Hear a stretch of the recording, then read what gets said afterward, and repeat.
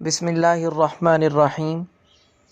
محترم دوستو، آج کی میری اس ویڈیو کا موضوع ہے درود تاج کی حقیقت۔ آج کل عوام میں درود تاج کے نام سے ایک درود شریف بہت مشہور ہے، جس کے شروع میں یہ الفاظ ہیں: اللہم صلی علی سیدنا و مولانا محمد صاحب التاج والمعراج والبراق والعلم دافع البلاء والوباء والقحط والمرض والالم۔ تو میرے محترم دوستو، اس درود تاج کی حقیقت یہ ہے کہ یہ درود قرآن اور حدیث سے ہرگز ثابت نہیں ہے۔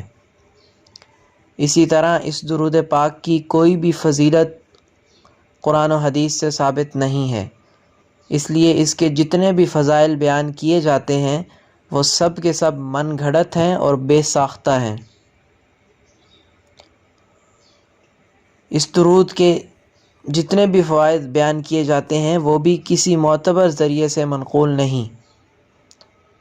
یہ درود شرکیہ الفاظ پر بھی مشتمل ہے، کیونکہ اس میں حضور اقدس صلی اللہ علیہ وسلم کو بلاؤں، وباؤں، قحط اور مرض کو دور کرنے والا قرار دیا گیا ہے۔ حالانکہ یہ نظریہ قرآن و سنت کے خلاف ہے، بلکہ شرکیہ ہے، کیونکہ یہ تو اللہ تعالیٰ کی مخصوص صفت ہے۔ بلاؤں کو دور کرنا، وباؤں کو دور کرنا، قحط کو اور بیماری کو دور کرنا حضور صلی اللہ علیہ وسلم کے ہاتھ میں نہیں، بلکہ یہ ایک اللہ کی مخصوص صفت ہے جو کہ کسی بھی مخلوق کو حاصل نہیں ہے۔ تو ماقبل کی تفصیل سے یہ بات خوب واضح ہو چکی ہوگی کہ درود تاج پڑھنا، اس کو درست سمجھنا، اس کو بیان کرنا، اس کو شائع کرنا ہرگز جائز نہیں ہے، اس سے اجتناب کرنا چاہیے۔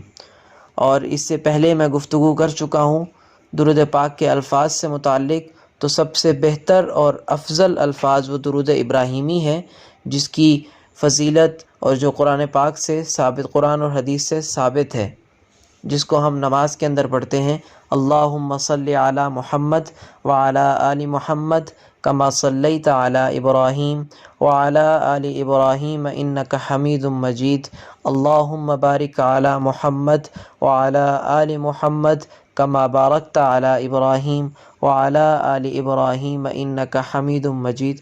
یہ درود ابراہیمی سب سے بہتر اور افضل ہے، لہذا درود تاج سے اجتناب کیجیے اور درود ابراہیمی پڑھنے کو ترجیح دیجیے۔